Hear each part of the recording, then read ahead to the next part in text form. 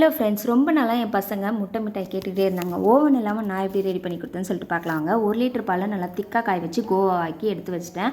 15 பாதாம், 5 முந்திரி, பால் ஊற்றி அரைச்சி விழுதை எடுத்து வச்சிட்டேன். நான் 2 பேட்சாக செய்யலாம்னு சொல்லிட்டு தான் 2 முட்டை அரைச்ச விழுதில் பாதி 100 கிராம் சக்கரை போட்டு நல்லா பீட் பண்ணிட்டு கோவாவில் ஊற்றுறப்ப தான் ஞாபகம் வந்தது. சரி, ஒரே பேட்சாகவே செஞ்சிடலான்னு சொல்லிட்டு இதே ப்ராசஸை திருப்பி ரெடி பண்ணி கோவாவில் ஊற்றி நல்லா மிக்ஸ் பண்ணிவிட்டு நேற்று தான் நான் நெய் காய்ச்சி வச்சிருந்தேன். அதுலேருந்து ஒரு 50 கிராம் நெய் எடுத்து ஊற்றி நல்லா மிக்ஸ் பண்ணிட்டு கேஸ் ஸ்டவ்வில் வச்சு கிண்டுறப்ப முதல்ல இலகனா மாதிரி தண்ணியாக வரும். அப்புறம் நல்லா திக்காக மாறி வரும். இதுதான் பதம். இந்த ஸ்டேஜில் கேஸ் ஆஃப் பண்ணி ஒரே ஒரு ட்ராப் அளவுக்கு ரோஸ் வாட்டர் ஊற்றிட்டு சைட் பை சைட் பேக் பண்ணுறதுக்கு பெரிய கடாயை வச்சுட்டு ஒரு பிளேட்டில் கீ தடவிட்டு ரெடி பண்ணி வச்சிருந்த பேட்டர் எடுத்து சமப்படுத்தி மேலேயும் கொஞ்சமாக கீ போட்டுட்டு க்ளோஸ் பண்ணிவிட்டு மேலே வந்து நான் வெயிட்டுக்கு தோசை கடாய் வச்சுருந்தேன், ஹீட்டான தோசை கடாய்.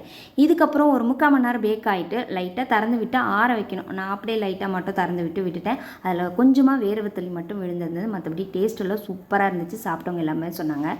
இந்த வீடியோ பிடிச்சிருந்தா லைக் பண்ணி சப்போர்ட் பண்ணுங்கள். தேங்க்யூ.